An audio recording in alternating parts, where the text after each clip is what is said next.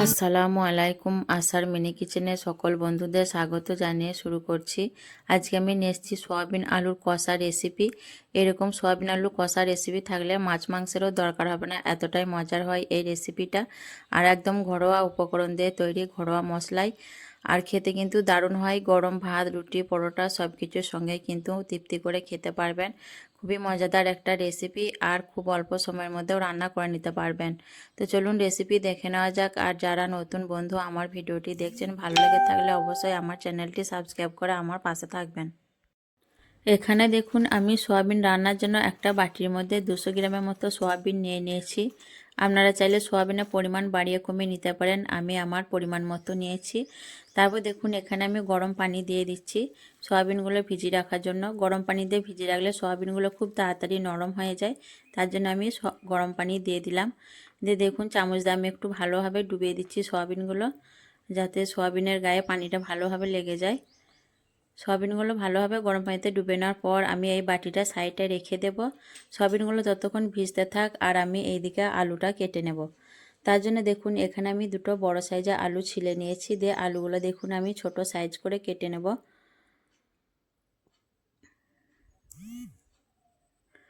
আলুগুলো দেখুন আমি কিভাবে কাটছি। 4 পিস করে দেখুন আমি ছোট ছোট ডুমো ডুমো করে আলুগুলো কেটে নিচ্ছি। এতে করে আলুগুলো খুব তাড়াতাড়ি সেদ্ধ হয়ে যাবে, রান্না করতে খুব বেশি সময় লাগবে না। তো দেখুন এইভাবে করে সব আলুগুলোই আমি কেটে নিচ্ছি।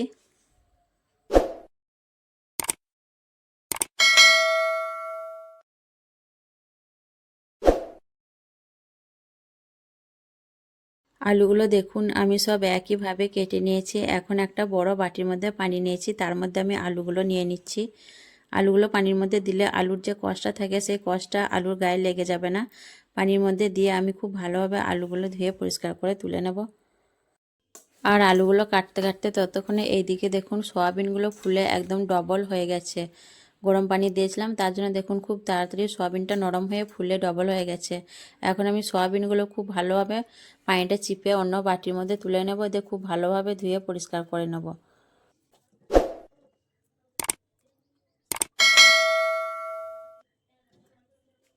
এদিকে আমি কড়াইয়ে পরিমাণ মতো তেল গরম করে নিয়ে এখন দিয়ে দিচ্ছি কেটে ধুয়ে রাখা আলুগুলো। আলুগুলো আমি 4-5 মিনিটের মধ্যে ভেজে নেব। আলুটা একটু ভেজে নিলে তরকারিটা খেতে কিন্তু খুবই ভালো হবে টেস্টটা। আলুগুলো দিয়ে দেখুন আমি 4 থেকে 5 মিনিটের মতো ভেজে নেব। 5 মিনিটের মতো আমি আলুগুলো ভেজে নিয়েছি। এখন আমি আলুগুলো দেখুন একটা জায়গার মধ্যে এক এক করে তুলে নিচ্ছি। তারপর ওই তেলের মধ্যে আমি সয়াবিনগুলো দিয়ে দিচ্ছি। সয়াবিনগুলো আমি 4 থেকে 5 মিনিটের মতো ভেজে নেব, তারপর আমি তুলে নেব। সয়াবিনগুলো আমি দেখুন 4 থেকে 5 মিনিটের মতো ভেজে নিয়েছি। এখন আমি সয়াবিনের কড়াইটা নামিয়ে নেব আর রান্নার জন্য আরেকটা কড়াই বসিয়ে দেব। পরিমাণ মতো তেল দিয়ে আমি তেলটা গরম করে নিয়েছি। এখন দিয়ে দিলাম একটা তেজপাতা আর দিয়ে দিচ্ছি একটা দারচিনি, দুটো এলাচ আর একটা লবঙ্গ। আমি নেড়ে চেড়ে ফোড়নটা একটু ভেজে নেব। ফোড়নটা একটু নাড়াচাড়া করানোর পর খুব সুন্দর একটা গন্ধ বেরিয়ে এসছে ফোড়ন থেকে। এখন আমি এর মধ্যে দিয়ে দিচ্ছি দেখুন একটা বড় সাইজের পেঁয়াজ আমি বেটে নিয়েছি, সেটা এখন দিয়ে দিলাম। দিয়ে একটু নাড়াচাড়া করে পেঁয়াজটা আমি ভেজে নেব। পেঁয়াজটা একটু ভেজে নেওয়ার পর আমি দিয়ে দিচ্ছি 1 চামচ ভর্তি ভর্তি আদা রসুন বাটা। দিয়ে আবারও আমি 1 মিনিটের মতো কষিয়ে নেব, যাতে আদা আর পেঁয়াজের কাঁচা গন্ধটা না থাকে। আদা রসুন বাটাটা আমি 1 মিনিটের মতো কষিয়ে নিয়েছি। তারপর আমি এখানে দিয়ে দিচ্ছি দেখুন চা চামচে 1 চামচ নুন। নুনটা অবশ্যই স্বাদ মতো দেবেন। আর দিয়ে দিচ্ছি 1/2 চামচ হলুদের গুঁড়ো, 1/2 চামচ লঙ্কার গুঁড়ো। ঝালটা অবশ্যই নিজেদের পছন্দ অনুযায়ী কম বেশি করে দিয়ে দেবেন। দিয়ে দিচ্ছি 1/2 চামচ জিরে গুঁড়ো আর 1/2 চামচ ধনে গুঁড়ো। দিয়ে আমি নাড়াচাড়া করে খুব ভালোভাবে মশলাটা 2 মিনিটের মতো কষিয়ে নেব। আর এখানে দেখলেন তো আমি খুব বেশি মশলা ব্যবহার করিনি, একদম ঘরোয়া মশলা ব্যবহার করেছি। আর এই অল্প মশলার মধ্যে কিন্তু তরকারিটা অনেক টেস্টি হবে। তো মশলা যত ভালোভাবে কষাবেন তরকারির স্বাদটা কিন্তু ততই ভালো হবে। তো মশলাটা আমি 2 মিনিটের মতো কষিয়ে নিচ্ছি। মশলাটা দেখুন আমি খুব ভালোভাবে কষিয়ে নিয়েছি, মশলা থেকে তেলটা ছেড়ে দিয়েছে। এখন আমি এর মধ্যে দিয়ে দিচ্ছি একটা বড় সাইজের টমেটো পেস্ট করে নিয়েছি আর দিয়ে দিলাম খুব অল্প পানি। দিয়ে আবারও আমি 1 মিনিটের মতো নাড়াচাড়া করে খুব ভালোভাবে কষিয়ে নেব। 1-1.5 মিনিটের মতো আমি নাড়াচাড়া করে নিয়ে তারপর ঢাকনা ঢেকে দিয়ে আরও আমি 2-3 মিনিটের মতো মশলাটা হতে দেবো। এতে করে মশলাটা খুব ভালোভাবে কষানো হয়ে যাবে। 2-3 মিনিট পর দেখুন আমি ঢাকনা খুলে নিচ্ছি আর মশলার কালারটা দেখুন কত সুন্দর এসছে টমেটো পেস্টটা দেওয়ার কারণে।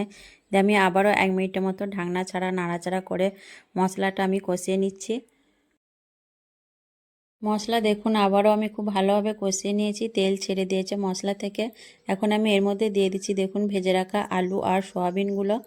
আলু সয়াবিন দেওয়ার পর আবারও আমি 3 থেকে 4 মিনিটের মতো আলু সয়াবিনগুলো মশলার সঙ্গে কষিয়ে নেব। আর আলু আর সয়াবিনটা যত ভালোভাবে মশলার সঙ্গে কষাবেন খেতে কিন্তু ততই ভালো হবে।